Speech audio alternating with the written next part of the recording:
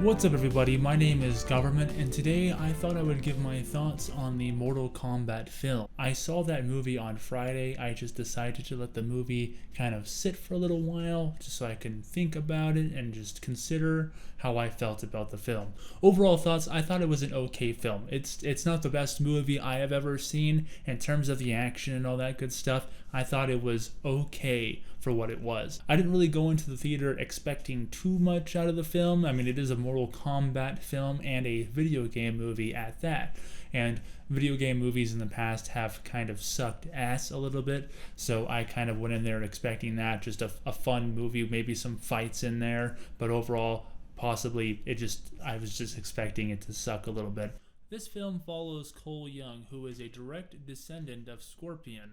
However, unlike Scorpion, this guy is really good at getting his ass kicked. The film immediately starts off with Cole Young doing a fight in a boxing ring for like $200 a match or something like that. I mean, he's pretty much a laughingstock at this point. The owner of the ring pretty much doesn't even have faith in him. He just comes in immediately going, "Oh, hey there, Young, are you ready to get your ass beat today?" So that's kind of pretty much the main character that this film is working with. A Mortal Kombat film, mind you, and the main character is already looking like someone who's about to get his shit kicked in. This film follows Cole Young, who is a descendant of Scorpion.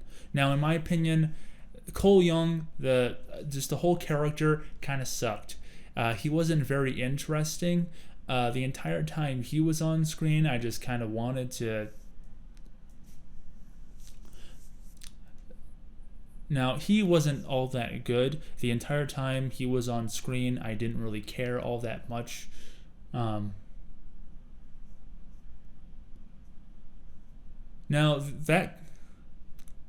really quick, I want to discuss the main character, who is Cole Young. Now, in my opinion, he wasn't very interesting, and the actor also wasn't very good. But in my opinion, the lines just didn't sound very good. It just didn't sound very genuine to me. So that's why I would say the actor kind of sucked, and the character as a whole kind of sucked. Now, as far as other characters go, I would have to say big props to the guy who played Sub-Zero. Sub-Zero was pretty damn cool in this movie, I'd have to say. There's one scene where he makes it snow, and then he makes the snowflakes go back up, and then he turns them into giant ice shards and rains hail all over people. So I thought that was kind of neat. Kano was a big old Australian comedian in this film, so I thought he was also pretty good. I would say in every single scene he was in, he was the main star in that scene.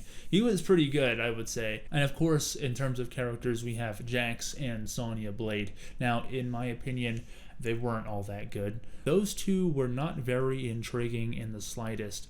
They actually, I would say, fell victim to the same issues that Cole Young fell into. That's pretty much what I have to say about those characters. Sub-Zero and Kano, absolute stars of the movie, but everyone else wasn't really that good. Of course, there is Scorpion. He's pretty good as well, but Scorpion only showed up for 5 minutes or so in the movie, so his performance was pretty good, but I mean, he's pretty much a side character in this film. Now, once again, in terms of the fights were pretty good. I would say the choreography was on point, and of course, the fights were incredibly bloody and incredibly gory, and they were a lot of fun to watch.